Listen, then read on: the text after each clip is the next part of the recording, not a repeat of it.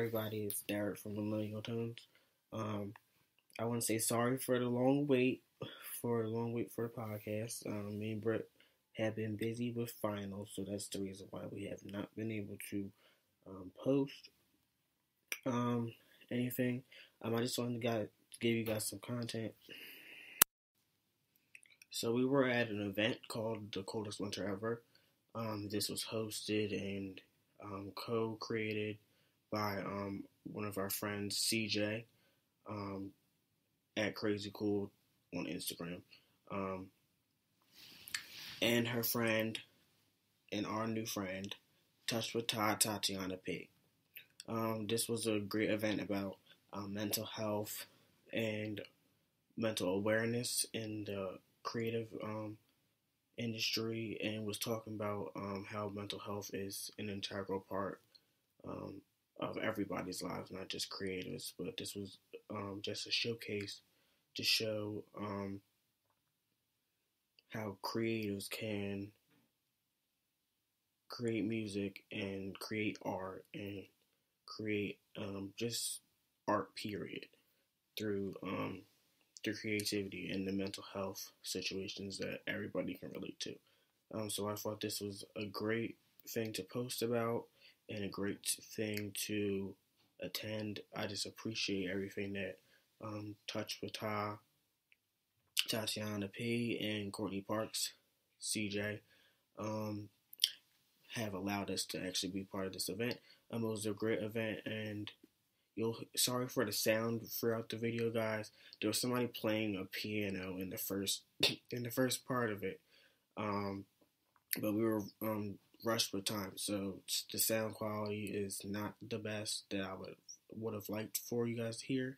But please, this is our first time actually being live recording, interviewing somebody without any background noise, and just a huge event. So it was a lot of touch and go with stuff, but throughout the video it gets a lot better. So just stay with us for the first few minutes with the piano in the background. Still just listen to the information that's part of this, and I really appreciate you guys for listening to us in the first place. Thank you for taking your time out to support us. Please go out and support CJ and Tatiana and the other artists that are a part of this interview. It's very needed, and please talk to anybody that you need to talk to about mental health, because it's an important topic to talk about. Again, just thank you for watching, and thank you for listening, and thank you for supporting. All right, bye. Hi guys, Millennial Tones. We just finished the event. Coldest winter ever. Part 1, guys. We're here with Touch with Todd and the side of the show. I'm just wanted to have an interview with them today. Just give them some credit for what they've done. It was a beautiful event. Got to see great art and great style and CJ, another one of our friends. Just wanted to give them some shout outs and just appreciate what they've done. And can you talk about what the purpose of this event was? The purpose of this event was basically to spread awareness and also showcase amazing talent like Courtney, and that came out of the city of Camden, New Jersey, which is a impoverished neighborhood, just to show the greatness that comes out of the city, and also to show that we all been through something and we overcame it. And we're still going through things, but we have an outlet, which is art, and which is fashion, and which is helping people in service. So we just came together, collaborated, we executed, we did a thing. Sean is amazing. All our stylists is amazing. Courtney is amazing. She's the eye of this event. But we thank you guys, because without people like you, we don't get out there enough. You know, we don't get out there enough. The support is not enough. That's right. Keep going. Yeah, but that's what this podcast is about. Supporting people that it costs. Right. Like, it's about we music artists that just need to support anybody that's creating anything in the industry, period. Right. That doesn't have credits of supporting everybody that's working for it. We appreciate because everybody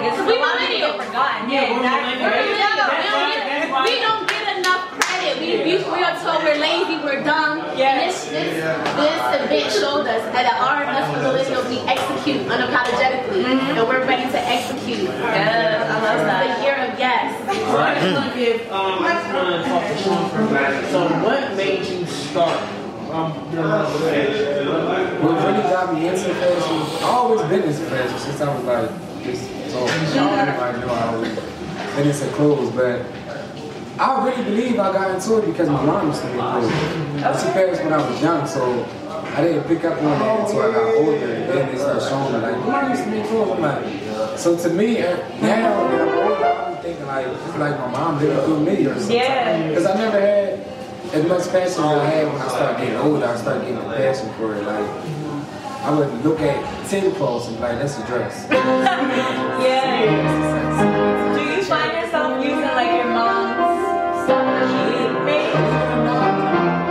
The last segment, the fringy jacket, that was inspired by my mom. It's like my mom's dress. Yeah. My whole scheme of dressing, like stuff like this, I get inspired from the 90s. That's like my mom's about. It just give me that, I don't know. It's like CJ, every time she get dressed, I tell her, you look like my mom. Like, Yeah. it's So like do you get inspired from CJ and you guys feed off each other? Kinda. Yeah. And that's weird. That's good. That's kind of like how we are. She's to me, she's overdressed. See, this is a bit much for me. I'm a hat kind of girl. I always wear my hair, but I never get dressed. I never get dressed. Right. So like, they make it so when people saw me today, they probably was like, so like I sew too. Like I sew, but I don't like I can do everything. But my talent, what I purpose is to serve others. So that's what I show. She do a good job. Yeah. Thank you. And speaking of that, I just want to give them a little more information about what you actually do. So it's not like a specific project. I have multiple projects depending on the need of certain families and schools. So I have an organization called the No Breaks Organization, where we raise money to fund through education, through service, and behavioral health. So if it's behavioral therapy I'm providing to an individual, or it's helping a mom who just struggled, lost her kid, pay her rent, or it's to get a kid uniforms. Our project varies depending on our funds we get, but the support of everyone helps me make a difference in my community. I got an opportunity to go to Compton. I got an opportunity to go to Detroit. So I love my city. I rep my city. I'm from Camden. I'm from the Centerville Project, but I like to go into other urban communities to show them that we come together as one, work together, and take this minority stigmatism off of us that we're nothing, we're murderers, we're killers, we're illiterate. We're beyond that status quo, you know? Yeah, so we ready to turn up. And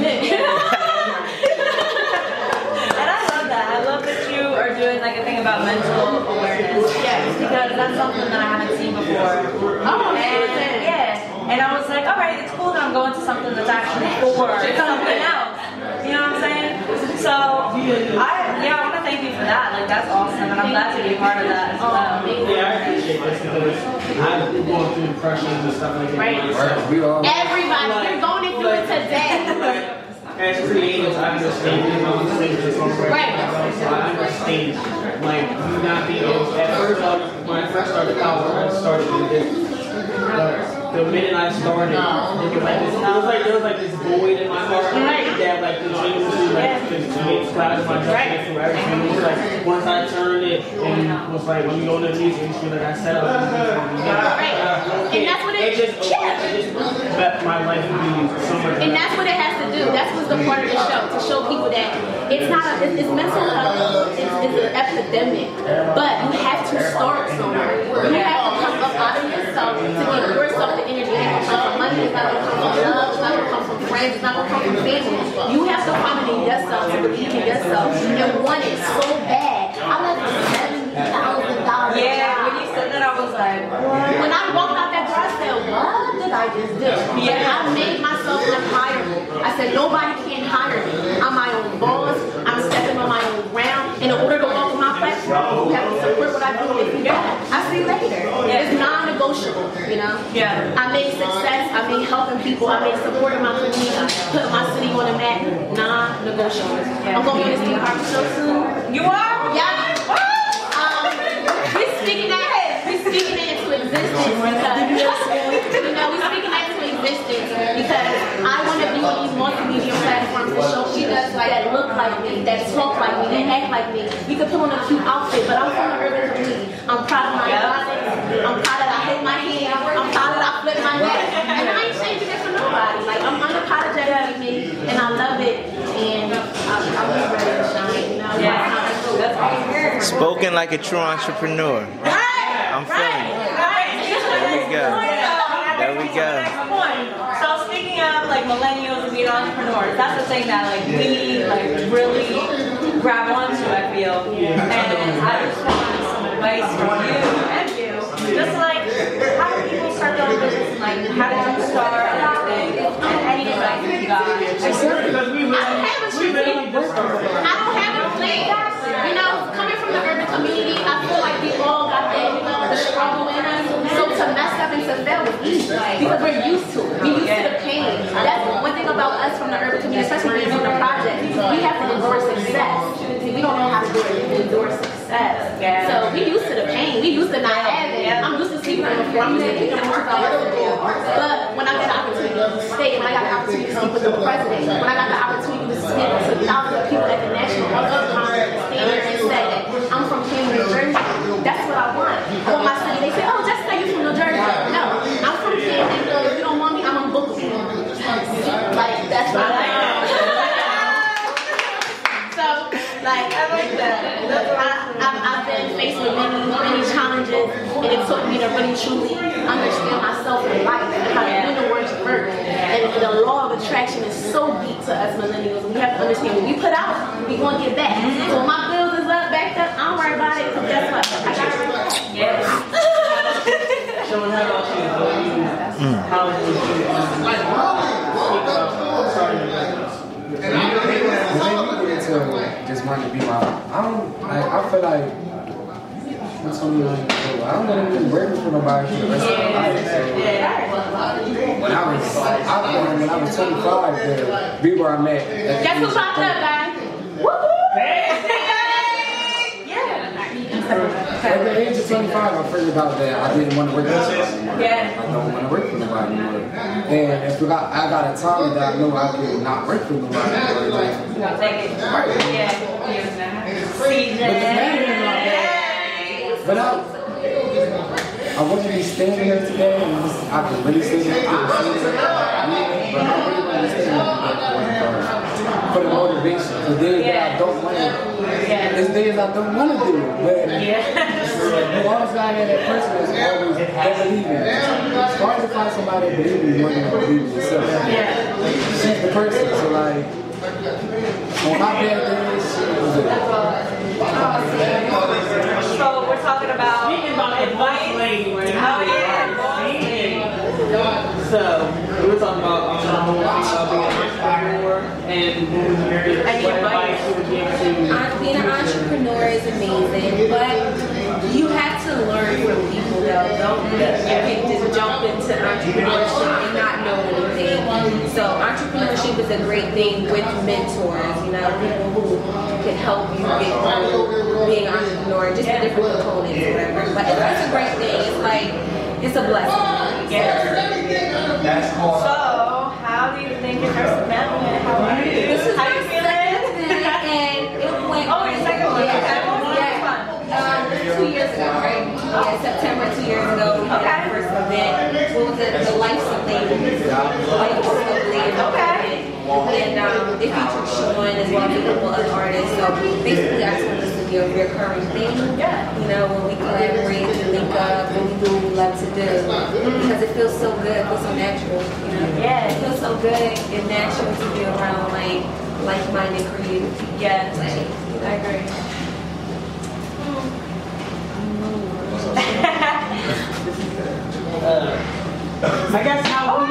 I guess one thing I can say, I know how you said when we were closing out the event, how you want to say all of it? collaboration. I'm just asking. How would you people learn how to be better collaborators with our own creators?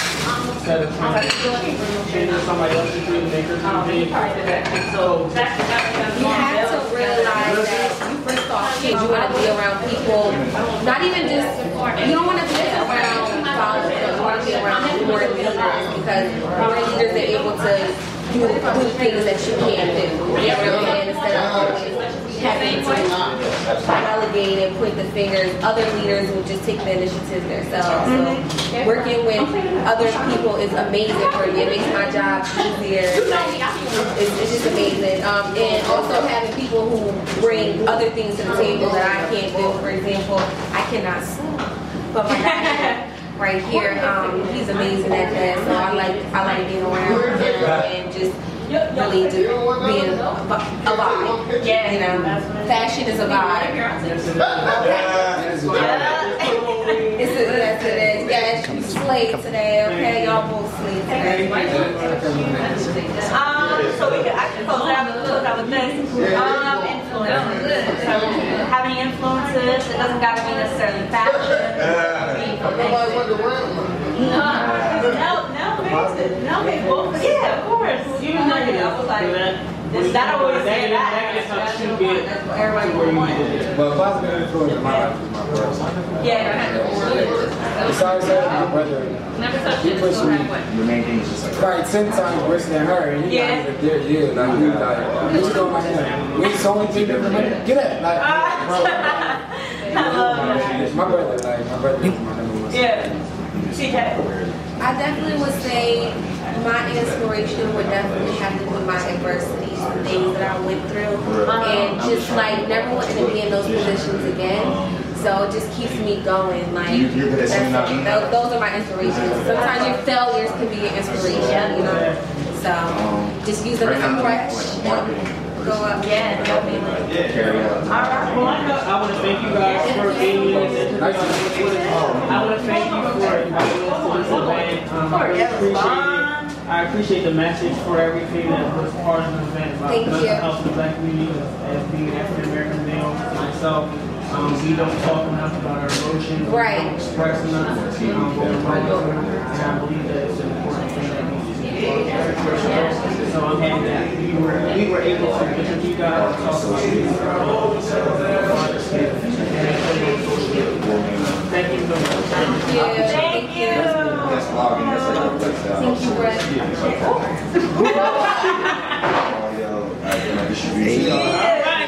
That's right. Bye, guys.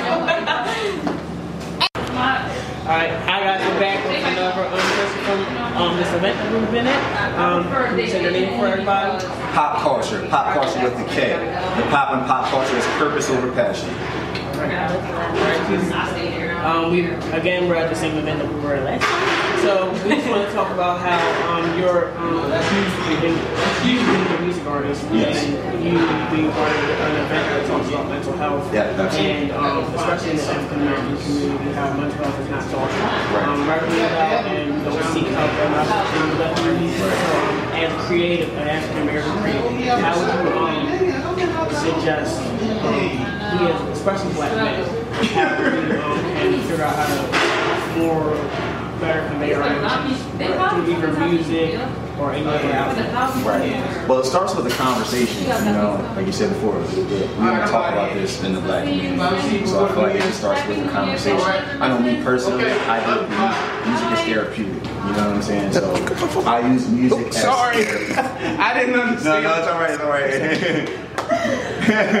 No, music is therapy, seriously. So I use that, it's funny, it's crazy, my nephew was just actually diagnosed with autism. So yeah, I just use music as therapy, and I use it to teach everyone that you can be you, live unapologetic through that, and you can be therapeutic through the tone, the sounds, and you can also do it with lyrics as well. You know, it's a combination.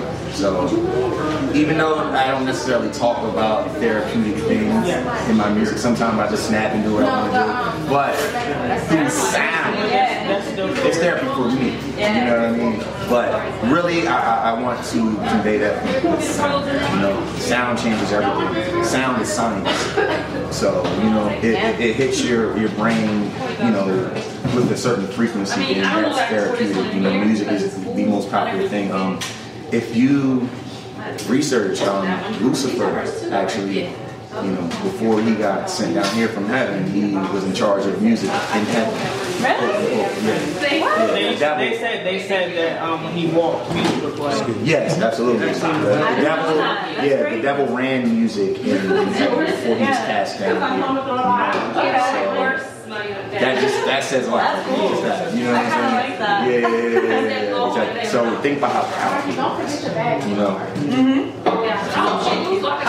So you did mention the lyrics, you know, and everything. So do you write your own lyrics? Do you produce your own music? Yes. Yeah. Yes, I produce everything. Yes, I produce everything I do. I collaborate with different people as well, but for the most part, I operate everything. Even down to the mixing and engineering. Like even if I have another engineer, I'm there with him, and I'm like pretty much operating everything, telling him what to do, what levels, you know, to turn down, your sound, to turn up, because it's my sound at the end of the day. Yeah. You know, so what platform? Sorry, go ahead. No, it's all right. So what platforms do you use when you mix your music? As far as programs? Yeah, like Logic. Yeah, I'm about to say that I use Logic Pro. I use Logic Pro. I started out using Reason, but now I use Logic Pro. Yeah, Logic Pro 10. I love it. That's my baby. Yeah, that's I mainly use that too. Oh, for real? Yeah. Oh, shit. That's kind of what we learned. Yeah, you learn that and then Pro Tools. But I know a lot of people use Ableton. A lot of people use Ableton. So Yes. A lot of people actually do use Ableton. They say it's easier, but for me personally, I just feel like Logic is just so user friendly. It truly is. Yeah, absolutely. And Pro Tools is more so just for vocals. You know, a lot of people use that for vocals, but if you want to do instrumentation, live instrumentation, and vocals, I use Logic. I do all my vocals in Logic too. If I'm not going to another studio, if I'm recording everything on my own, then I just go straight to Logic. Okay. Yeah. You know, and they're actually trying to at Rowan University. Me and Brittany both go to Rowan University for music industry and like technology and stuff like that. So they're actually going to start like an Ableton class too. My teacher's going to start an Ableton class. If you guys want to go to Rowan University for music industry stuff like that. Hey, and my friends are all graduates. Yeah. Shout out to Eli. Shout out to Nero. I was going to ask you that too. I was going to ask you if there's anyone that you want to shout out that you collaborate with. Yeah, shout out to Eli, shout out to Nero. Exactly. Those are my business partners, you know. So we can talk about shout out to the homie too. We did in camera. We working. Yeah. So influences. Everybody. Kanye West. Yeah, that's it. Absolutely. That's your main influence. I love that. He is actually the sole reason why I started music. Just, you know, being a producer and an artist at the same time. And that role will never be looked at the same because he's already broken down that door. So before Kanye, think about it, how many people did you know that were a producer and a rapper at the same time? And it was accepted in society, you know. There's a few people, but on the caliber that he took it to. You know what I'm saying? People were looking at him like he was a weirdo. Think about it. The main people that I can think of would be Missy Elliott. And that's what I'm saying. And that's it. And even it's you know, it's beyond music. You think about the clothes that we wear now. Even like I'm allowed to wear tight jeans like this now. We're allowed to do this now in the hip hop community because people like Kanye broke down his barriers. People were clowning him for wearing polo shirts. Now everyone in Philly is wearing polo shirts. You know what I'm saying? So it's just crazy. Something as simple as that. You know, just a fashion style, living unapologetically, like I said before. You know what I'm saying? Talk about that earlier. Okay. Absolutely. That's the theme for today. Living unapologetically. Yeah, living unapologetically. Yeah. I would say, what made you actually get into the vein of the music industry? Oh yeah. I'm just one of my influences. So I actually have a friend. His name is Oswald Fuentes. He still does music as well. But he's actually the sole reason I started producing as well. Like I said before, I used Reason. I started out using Reason. So we were in high school, and he was just so excited about a few different things, and music was one of them. And he bought the Reason pack to school, and he was just like, "Bro, I might start making beats. I might start." Yeah, he bought the box to school like that. It comes unopened. You know what I'm saying? And he was just like, yo, we gotta, I'm about to make music. Oh my God, I'm about to start making beats, bro. Get on the wave with me. I'm like, man. But and I already was rapping at that time, so I'm like, I couldn't, even imagine making beats and rapping at the same time as well. But like I said, that Kanye influence really pushed me in that direction to do that. And yeah, once he came with Reason at school, we started collaborating, we started doing a few things, and that's what really made me start doing music. And then I was on Apollo at 17. So, do you remember 100.3 The Beat? Yes. Yeah, that used to be a station here in Philadelphia. So that was like my introduction to the game because it's crazy. This story is crazy. I performed, but the reason why I performed is we put our names. Everyone, the whole conference room put their names in a hat. Wrote on the paper and put it in a hat. They tossed it up, and they actually pulled my name out. And it actually wasn't my name; it was my mom's name. Because she was there and my manager at that time was there. Okay. And guess who's there? Michael Bivens, Ryan Leslie, Katrine, DJ Don King. Right. I can't even remember everyone that was there, but Mike Bivens, my mom was hyped. She's a New Edition fan. So that was crazy. And then when I performed for them, a lady also that was in the crowd, she actually worked for Apollo. She was like the coordinator for the talent coordinator. And she invited me to Apollo. And I'm like, oh, okay. I'm like, where do I audition? Do I have to audition? She said, that was your audition. You're in. Oh, wow. That's great. Right. When was this? This was in 2010, right? Yeah. 2010. Yeah. But I got booed. Oh. I got booed. So that was my introduction to the game. At that point, and I kept doing it. I'm like, this is what I really want to do because I got booed. You know, and I started dancing with the Sandy. I'm like, man, you're not about to play me out here, boy. I'm not about to be looking crazy out here, you know? And actually dance with the Sandy. And that's when I knew I really wanted to do this because despite everything, you know, I still was living unapologetically. Even if you boo me, no matter what the case may be, I'm still going to go out here and I'm going to rock out, you know? Yeah. I think that's the most important thing. And then tying it together again with the event we had today, it's about getting no breaks. Right, no breaks. That's my sister too, by the way. Yes, your sister. That's my blood sister. Touched by Ty. For making this event with CJ, one of our friends. It's about no breaks and learning from your experiences and now letting those experiences out from your dreams. So that's another example of how we can all realize that we have enough power to continue on. Absolutely. Another question that I would ask you is, do you have any live performances coming up today? We are definitely working on a few things. Right now, we're just ironing a few things out on the business side. But when we do have performances, we'll definitely let everyone know. Do you want to let people know where they can find you on social media? Yes, at Pop Culture Music. Pop Culture with the K.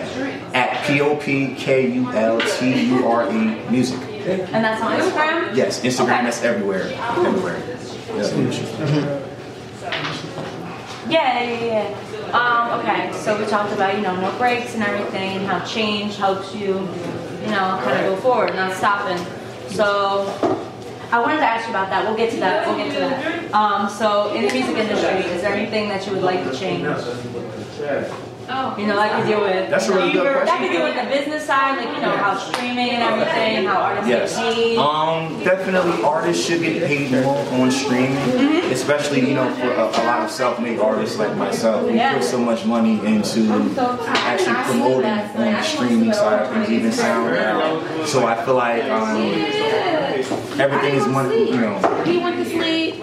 The money aspect of that, it sucks honestly because my main app that I use is Spotify. I promote a lot through Spotify, but the pay rate it really sucks. So that's one thing that I would definitely want to change on the business side of things.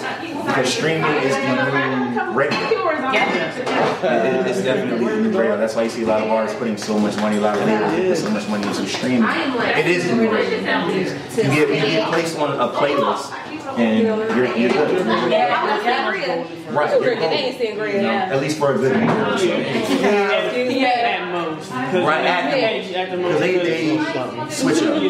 You know. Well, let's not even say it in here. Let's say even a few months. You're the high guy for a few months. But that platform gives you so much. You know, once you're placed on a popular playlist. You know. So that's what we work on. We work on just getting placed on different playlists, even if it's not like necessarily like a big popular one. We get placed on smaller playlists and just build up and get on the big ones. Thank you. So that's just on the business side. We put so much time and money into streaming. We should definitely, you know, get more money. Yeah. Definitely. You hear that, Spotify? Yeah, but on the music side, I was going to say, I feel like a lot of artists definitely need to take more time on their craft.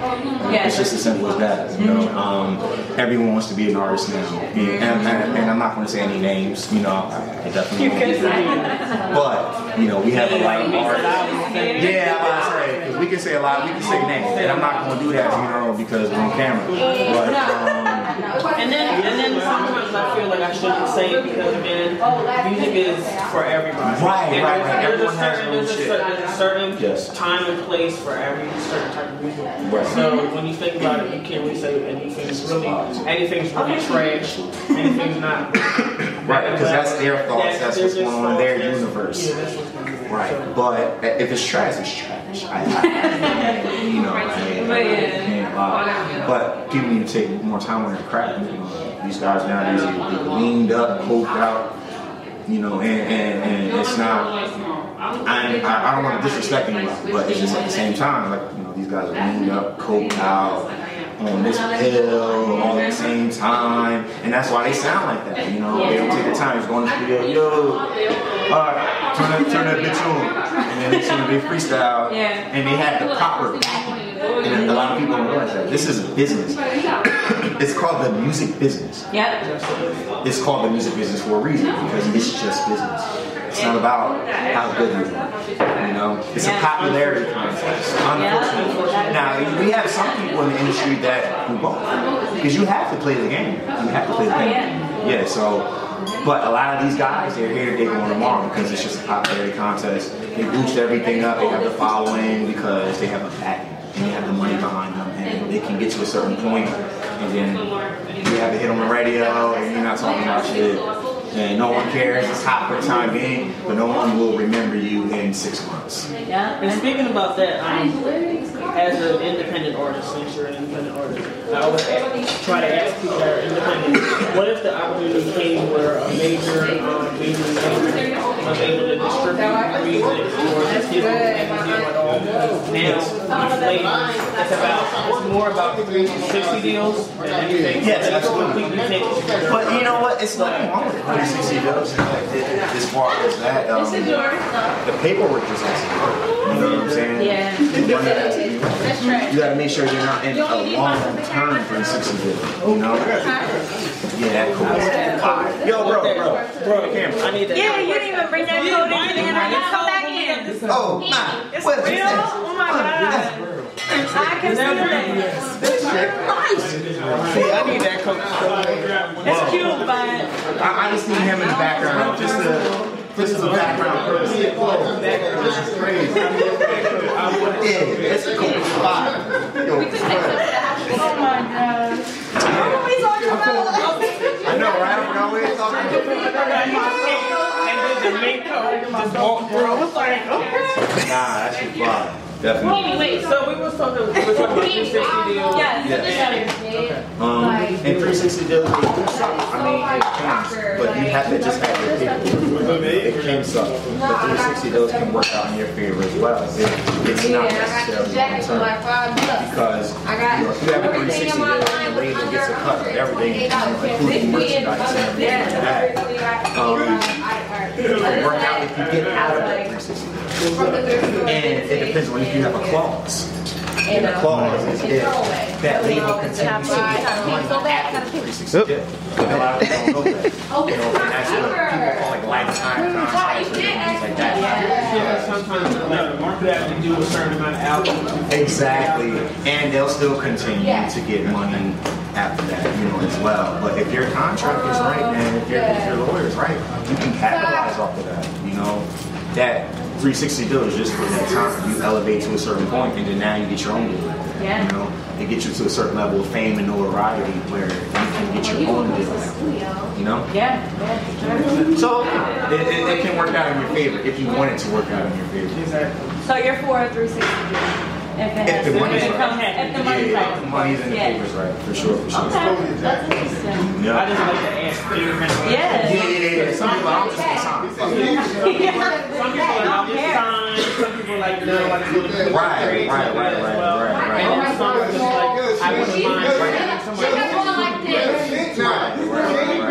But we do a lot of things on our own anyway, so it's just like, if I'm going to sign with someone, it has to be worth it, man. It definitely has to be worth it, and I can't compromise. He said, "Why you got my jacket?" I said, "You got my jacket." Jay got my jacket. I said, "Sean made that jacket in the blue." I said, "Jay copied it." A hell of a lot of money because I produce our own shit, so no producer budget.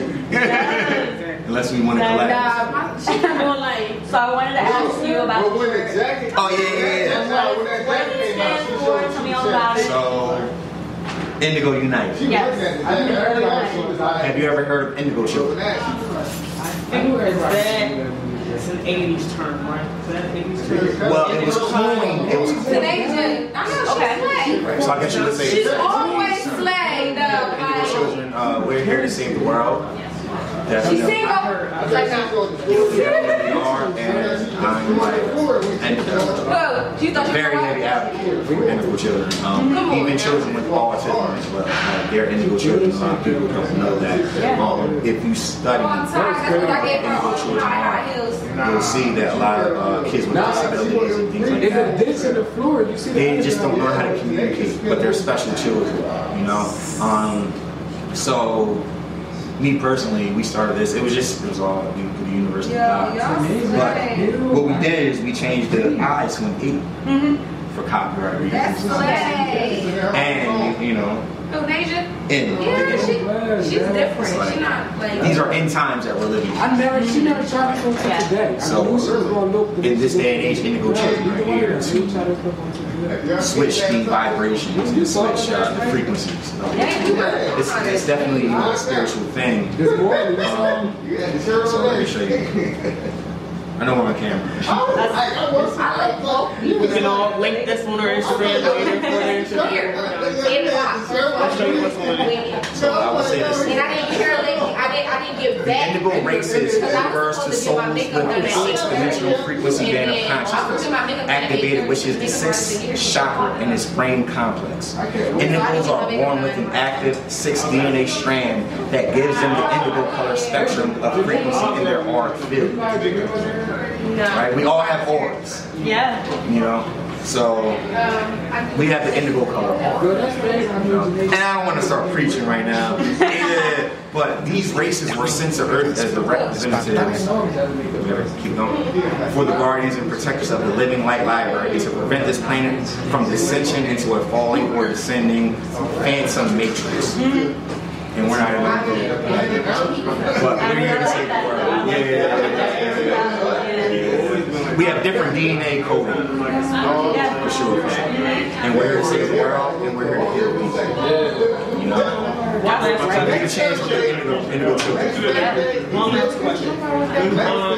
What was your dream collaboration? Of course, I'm sure. I'm already done. We have chairs.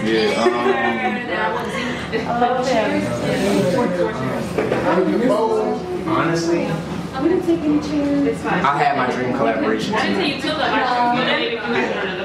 my sister. No worries, we'll find them. I love that. I had my dream collaboration tonight.